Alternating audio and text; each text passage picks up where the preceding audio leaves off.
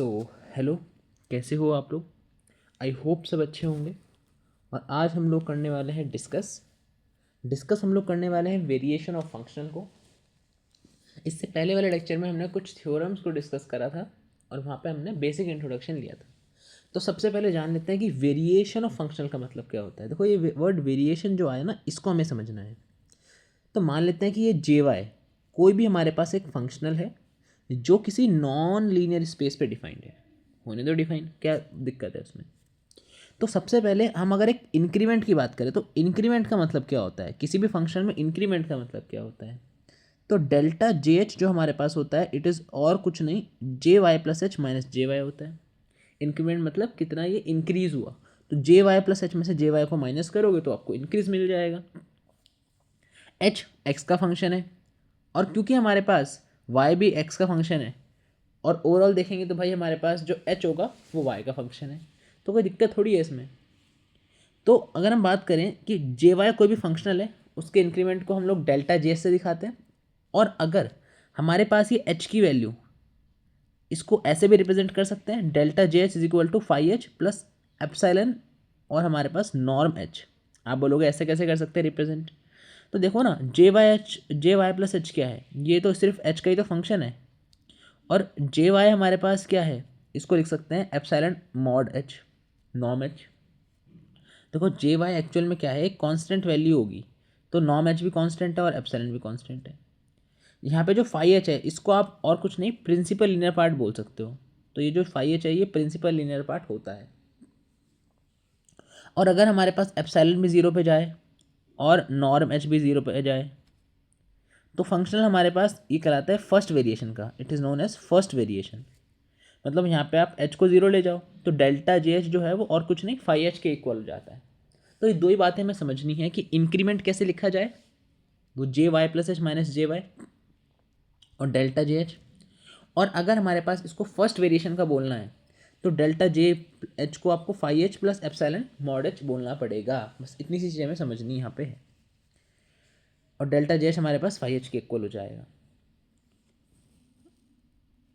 अब यहाँ पे हम बात करें कि हमें कई बार हमें टेलर एक्सपेंशन लिखना होता है। तो एफ एक्स प्लस एच का टेलर एक्सपेंशन यूज़ होगा तो बता देता हूँ। F x plus H F dash x plus H square by two factorial F double dash x plus and so on. F x plus h की value होगी minus, अब देखो एफ एक्स को लेफ्ट में लिया है माइनस में, तो F x plus H minus F X is equal to H F X H square by two factorial और फर्दर ये। अब यहाँ पे जो एच एफ डैश एक्स है, जो पहली वाली टर्म है, देखो ये टर्म मैंने यहाँ पे भी लिखी है, ये टर्म। तो ये एच एफ डैश एक्स जो हमारे पास है, ये हमारे पास कहलाती है प्रिंसिपल लीनियर पार्ट, जो ऊपर मैं यहाँ पे फाइव एच इसको बोल रहा था मैं। सिमिलरली अगर मैं यहाँ पे बात करूँ आपके सामने, डेल्टा एफ एच, मतलब एच से मैंने डिवाइड कर दिया इस पूरी इक्वेशन को, तो यहाँ पे एफ डैश बचेगा और ये बचेगा। आप देख सकते हो कि अगर मैं लिमिट लगा दूँ तो डेल्टा एच, अगर एच हमारा जीरो पे जाएगा तो हमारे पास ये बादली सारी टर्म जीरो हो जाएंगी, सिर्फ एफ डैश एक्स बचेगा। तो डेल्टा एफ बाई एच हमारे पास फंक्शन का डेरिवेटिव ही होता है। It is the derivative of the functional. ठीक है। अब यहाँ पे मैं आगे आपको समझाना चाहता हूँ नेक्स्ट चीज़ जो हमारे पास है, that is what is the necessary condition कि हमारे पास फंक्शनल का एक्सट्रीमम मिले, मतलब फंक्शन की मैक्सिमम या मिनिमम वैल्यू मिले, इसका हमारे पास नेसेसरी कंडीशन क्या है। तो बस इतनी सी बात है कि भाई हमारा फंक्शन फर्स्ट वेरिएशन का होना चाहिए और फर्स्ट वेरिएशन उसका वैनिश करना चाहिए। बस इतनी सी बात है कि अगर फंक्शन का एक्सट्रीमम चाहिए तो उसका जो फर्स्ट वेरिएशन है वो खत्म हो जाना चाहिए, वैनिश कर जाना चाहिए। वैनिश कैसे करेगा कि उसका जो इंक्रीमेंट है डेल्टा जो जे एच है वो जीरो हो जाना चाहिए। डेल्टा जे एच अगर जीरो हो जाएगा तो फंक्शन का एक्सट्रीमम एग्जिस्ट करेगा। This is the necessary condition for the existence of extremum along the curve Y is equal to Y cap. अब इसी रिजल्ट के अकॉर्डिंग कि हमारे पास वेरिएशन जो है वो वैनिश करेगा, आइलर इक्वेशन को हम लोग डिराइव करने वाले हैं। चलिए स्टार्ट करते हैं। सबसे पहले आइलर इक्वेशन को हमें डिराइव करना है। तो आइलर इक्वेशन होती क्या है उसको हम बाद में देखेंगे, पहले समझते हैं कि कैसे स्टार्ट करा जाए। तो प्रूफ के अंदर सबसे पहले हम लिखते हैं कि मान लेते हैं जे वाई कोई भी फंक्शनल है। अब फंक्शनल ना तीन चीज़ों पे डिपेंड करता है। देखो, एक तो होता है वाई, एक होता है वाई डैश और एक होता है एक्स। ये तीन हमारे पास चीज़ों पे डिपेंड करता है हमारा कोई भी फंक्शनल। तो लेट जे वाई कोई भी फंक्शनल है जो एक एफ है फंक्शन एक्स का भी, वाई का भी और वाई डैश का भी, जो हमारे पास डिफाइंड है ओवर सम नॉर्म्ड लीनियर स्पेस, वो किसी नॉर्म लीनियर स्पेस पे डिफाइंड है। और इसका पहला डेरिवेटिव हमारे पास कॉन्टिन्यूस है, फर्स्ट डेरिवेटिव कॉन्टिन्यूस होना चाहिए। होने तो क्या दिक्कत है। और हमारे पास जिस हमें इंटीग्रेशन कर रहे हैं, जैसे ए और बी दो ये पॉइंट है, तो इन दोनों पे फंक्शन की वैल्यू कुछ ना कुछ होगी, तो वाई ए भी कुछ होगा, वाई बी भी कुछ होगा। डी वन ए बी का मतलब ही पहली बार डिफरेंशिएबल है। तो पहले हमने एक कुछ नहीं एक फंक्शनल डिफाइन कर दिया।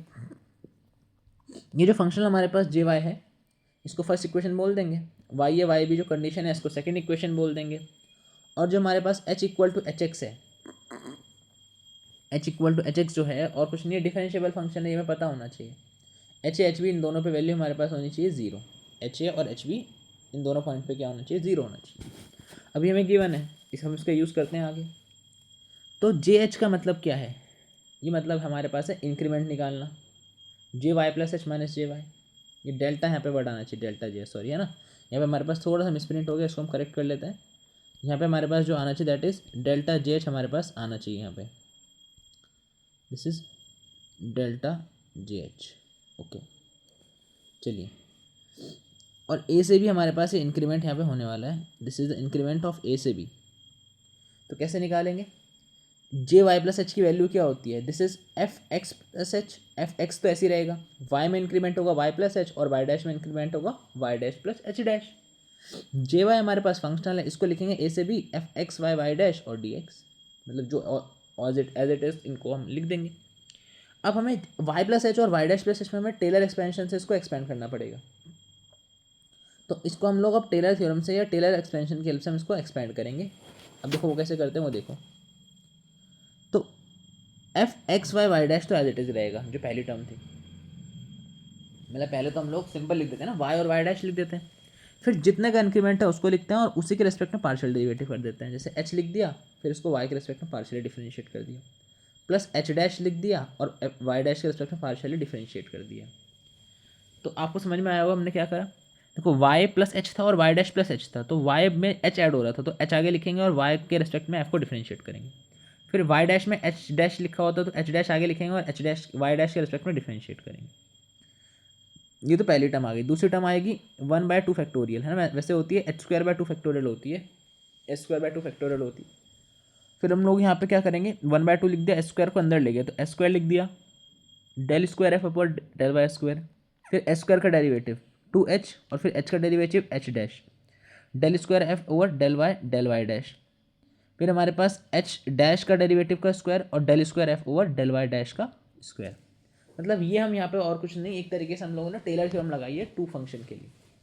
और माइनस में पता है कि हमें F x Y Y dash भी रहता है, देखो यहाँ पे हमने लिखा है ना, ये माइनस में F x Y Y dash है, तो वो मैंने यहाँ पे मेंशन कर रखा है। अब देखो ये वाली टर्म कट जाएगी, किस वाली टर्म से, ये फर्स्ट वाली टर्म से कट जाएगी, क्योंकि प्लस है माइनस है, सिर्फ ये बीच वाली टर्म्स बचेंगी, है ना, ये सिर्फ ये बीच वाली टर्म्स बचेंगी, ये टर्म्स और ये टर्म बचेगी हमारे पास। तो जी वाई हमारे पास फंक्शन बचेगा a to b H F y h dash f i dash, और 1/2 फैक्टोरियल हम लिख सकते हैं स्क्वायर एफ आई डैश, और ये हमारे पास as it is same term बचेगी। अब इसके आगे हम क्या करें इसमें, तो जे एच की वैल्यू हमारे पास ए से बी में हो जाएगी H F Y plus H dash F Y dash, और 1/2 फैक्टोरियल हम बाहर निकाल लेते हैं, एस स्क्वायर को अंदर ले जाते हैं, एस स्क्वायर वगैरह वगैरह ये सेम एज इट इज़ लिख दिया मैंने।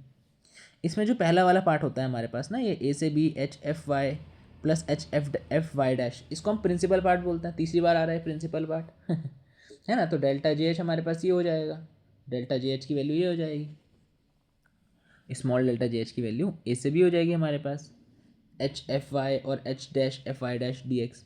नेसेसरी कंडीशन पहली बताई थी मैंने, नेसेसरी कंडीशन क्या थी, एक्सट्रीमम को एग्जिस्ट करने के लिए जो इंक्रीमेंट हमारे पास है या जो प्रिंसिपल पार्ट है उसको जीरो होना पड़ेगा। तो ये प्रिंसिपल पार्ट है तो इसको हमें जीरो करना पड़ेगा, तो डेल्टा जी एच अगर जीरो होगा इसका मतलब ये पार्ट जीरो हो जाएगा, ये पार्ट जीरो हो गया, ठीक है, समझना बात। ये इंटीग्रेशन ए से B H F Y plus H dash F Y dash D X is equal to ये जीरो हो गया। अब अगर इंटीग्रेशन किसी भी फंक्शन का जीरो आ रहा है और वो कॉन्टीन्यूअस फंक्शन है तो ये तभी हो सकता है हमारे पास। देखो मैंने ये थ्योरम हमने पहले पढ़ी थी कि अगर अल्फा एक्स, देखो यहाँ पे लिखा है ना, देखो एच की मल्टीप्लाई एफ आई से हो रही है, एच डैश की मल्टीप्लाई एफ वाई डैश से हो रही है, तो हमने पढ़ा था कि भाई अगर ऐसा होता है कि जो तो बाद वाला जो होता है इसका डेरिवेटिव पहला वाला हो जाता है, ये पढ़ा था ना थ्योरम में कि अगर हमारे पास alpha x h beta x h dash लिखा है तो हम लोग बाद वाला, जैसे बाद वाला बीटा था तो बीटा का डेरिवेटिव पहला अल्फा हो जाएगा, तो इसका डेरिवेटिव अल्फा हो जाएगा। तो बाद वाला आप देखोगे तो बाद वाला हमारे पास यहाँ पे क्या है एफ वाई डैश, तो एफ वाई डैश का डेरिवेटिव क्या हो जाएगा एफ वाई हो जाएगा। तो ये चीज़ हमने यहाँ पे मेंशन करी है।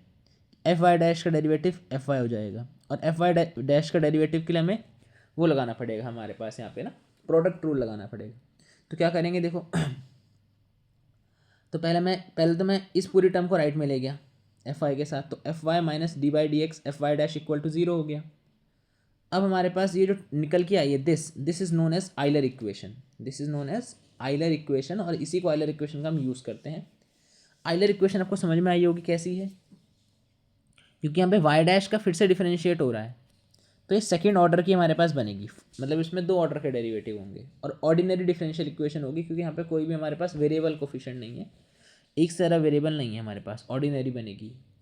अब यहाँ पे आपको समझने वाली बात यह है कि ये जनरल सॉल्यूशन और कंप्लीट सॉल्यूशन जो इसका होगा, क्योंकि ये सेकंड ऑर्डर की है तो इसमें दो आर्बिट्ररी कांस्टेंट होते हैं, और इन कांस्टेंट को हम लोग इनिशियल कंडीशन या फिर गिवन कंडीशन की हेल्प से डिटरमाइन कर सकते हैं। याद कैसे करना है, देखो कोई नहीं, पहले फंक्शन को वाई के रिस्पेक्ट में डिफरेंशिएट करना है पार्शियली, फिर हम लोग उसको वाई डैश के रिस्पेक्ट में पार्शियली डिफरेंशिएट करेंगे, और फिर वाई डैश वाली टर्म को हम लोग एक्स के रिस्पेक्ट में डिफरेंशिएट करेंगे, नेगेटिव करके जीरो को इक्वल कर देंगे। सो यहाँ से हम लोग आइलर इक्वेशन के क्वेश्चन को काफ़ी आसानी से सॉल्व कर सकते हैं। तो अब हम लोग पहले समझने वाले हैं कि भाई इंटीग्रेंड अगर हमारा वाई डैश पे डिपेंड करता है, अगर वाई पे डिपेंड नहीं करता, तो हम लोग इस क्वेश्चन को कैसे करते हैं। हमारी आइलर इक्वेशन किस फॉर्म में कन्वर्ट हो जाएगी अगर हम कुछ स्पेशल केसेस को लेके आएँ। तो अगर हमारी इक्वेशन वाई डैश पे डिपेंड नहीं करती, देखो लिखा है does not depend on Y dash, तो हमारी डिफरेंशियल इक्वेशन मतलब हमारी तो आइलर इक्वेशन में क्या चेंज आएगा। तो अगर वाई डैश पे डिपेंड ही नहीं करती है, तो देखो अगर हमारी डिफरेंशियल इक्वेशन वाई डैश पे डिपेंड नहीं करती, तो पार्शियल डेरिवेटिव वाई डैश के रिस्पेक्ट में जीरो हो जाएगा, ये टर्म जीरो हो गई। भाई एफ वाई डैश क्या था कि वाई डैश के रिस्पेक्ट में पार्शियली डिफरेंशिएट करो, अब हमारा वाई डैश है ही नहीं, तो इस टर्म की वैल्यू हो जाएगी जीरो, तो कंप्लीटली पूरी टर्म कैसी हो जाएगी जीरो।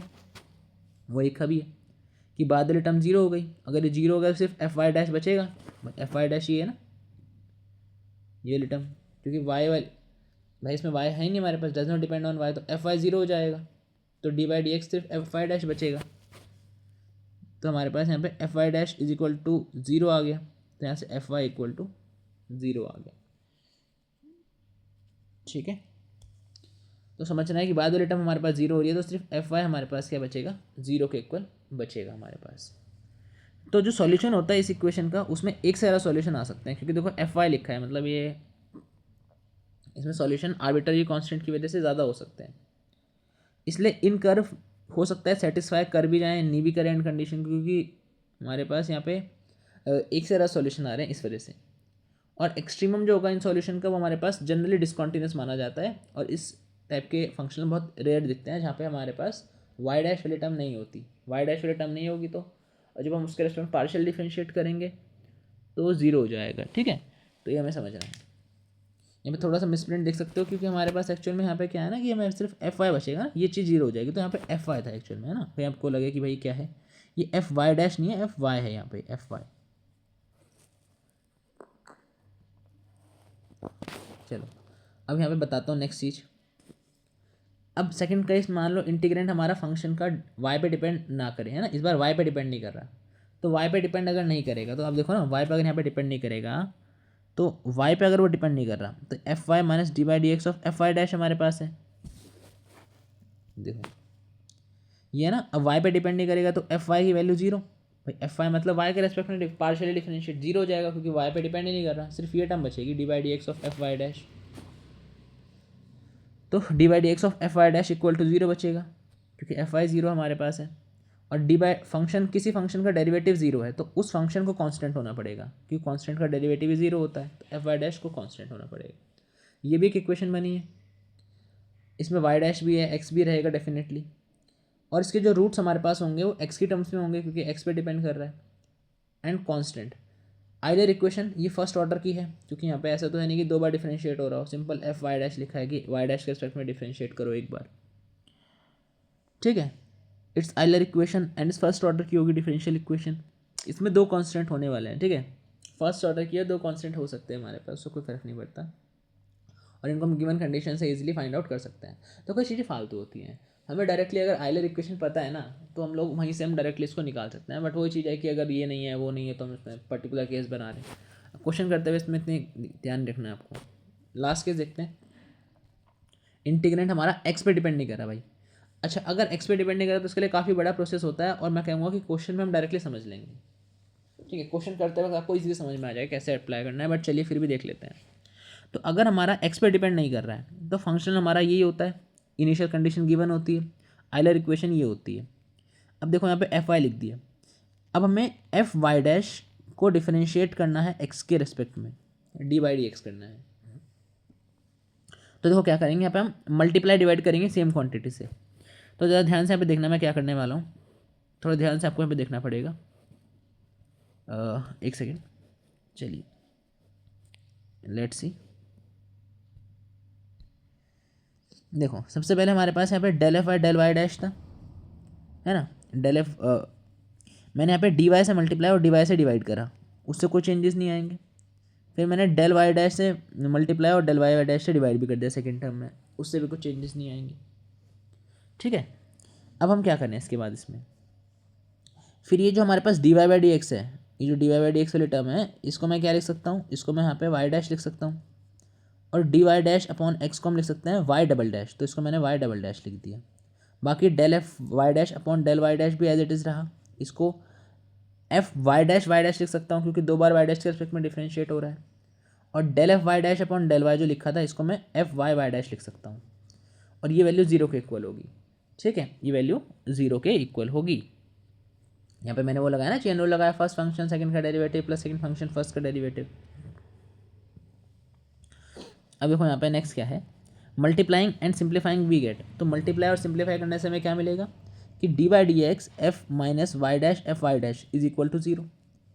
ये जो हमारे पास टर्म हमारे पास यहाँ पे है ना, Y dash F Y dash minus Y double dash F Y dash, ये जीरो के इक्वल हमारे पास था। तो इसको मैं ऐसे रिप्रेजेंट कर सकता हूँ कि differentiation of F minus Y dash F Y dash. इसको आप ओपन करोगे ना एज इट इज़, ये सेम चीज़ तीन टर्म्स खुल के आ जाएंगी। अब यहाँ पे इसका डिफरेंशिएट करने पे जीरो आ रहा है, तो अगर मैं इसको इंटीग्रेट करूँ, इस चीज़ को इंटीग्रेट करूँ मैं, इंटीग्रेशन करने पे ये कांस्टेंट के इक्वल आ जाएगा, f minus Y dash F Y dash equal to c. ये एक ऑर्डिनरी डिफरेंशियल इक्वेशन है, ठीक है, फर्स्ट की। Y dash equal to Y dash Y C के इक्वल है, और इसका इंटीग्रेशन करने पे हमको इनिशियल कंडीशन डाल के एक्सट्रीमल मिल जाएगा।